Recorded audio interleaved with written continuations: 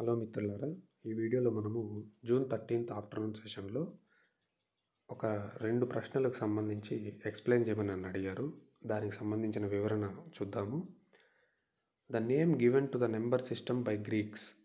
గ్రీకులు తమ సంఖ్యా విధానానికి పెట్టినటువంటి పేరు ఏమిటి అని అడిగి దానికి ఆన్సర్గా అర్థమెటికా అని ఇచ్చారు. ఇది ఎక్కడ ఉంది సార్, ఉంటే కీ కరెక్టేనా చూసి చెప్పండి అని అడిగారు.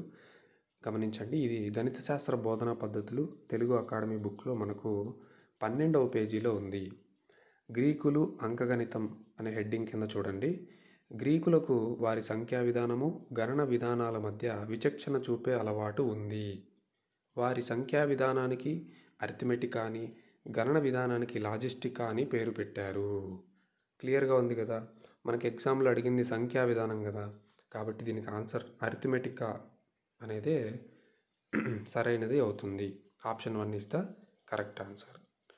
Please remember. నెక్స్ట్ క్వశ్చన్ మనం చూస్తే, ఇది కూడా నన్ను ఎక్స్ప్లెయిన్ చేయమని అడిగారు. బోయే భీమన్న గారికి సంబంధించి సరైన వాక్యాలు గుర్తించండి. ఓకే, ఇది ఇలాంటి క్వశ్చనే, అంటే బోయే భీమన్న గారికి సంబంధించిన క్వశ్చనే మనకు అక్టోబర్ 2024 టెట్లో కూడా ఇచ్చారు.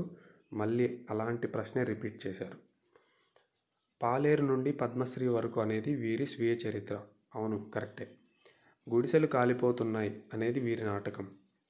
కాదండి, ఇది నాటకం కాదు, ఇది ఖండకావ్యం. మధుగీత అనేది వీరి ఖండకావ్యం. అవును, కరెక్టే.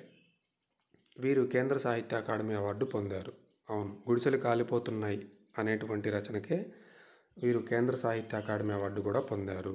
ఇది కూడా కరెక్టే. Only statement 2 is wrong.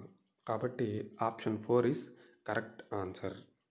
ఒకవేళ మీకు వివరణ ప్రూఫ్తో సహా కావాల్సి వస్తే 5వ తరగతి జయగీతం అనేటువంటి పాఠాన్ని ఒకసారి మీరు విజిట్ చేయండి, టెక్స్ట్ బుక్స్ ఉన్నవాళ్ళు.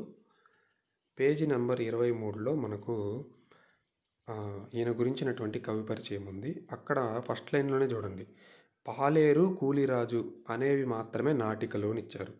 గుడిసెలు కాలిపోతున్నాయి మధుగీత అనేవి ఖండకావ్యాలు అని ఇచ్చారు.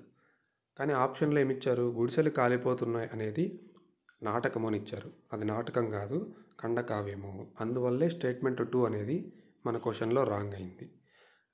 థర్డ్ లైన్ చూడండి, పాలేరు నుండి పద్మశ్రీ వరకు అనేది వీరి స్వీయ చరిత్ర. కరెక్టే. వీరు కేంద్ర సాహిత్య అకాడమీ అవార్డు పొందారు. క్లియర్ కదా. కాబట్టి ఫస్ట్ స్టేట్మెంటు, 3వది 4వది కరెక్టు, 2వది మాత్రమే తప్పు. అందువల్ల కీ అనేది కరెక్ట్గానే ఉంది. ఎక్స్ప్లెనేషన్ మీకు అర్థమైందని నేను అనుకుంటున్నాను ఈ 2 ప్రశ్నలకు సంబంధించి. Thank you.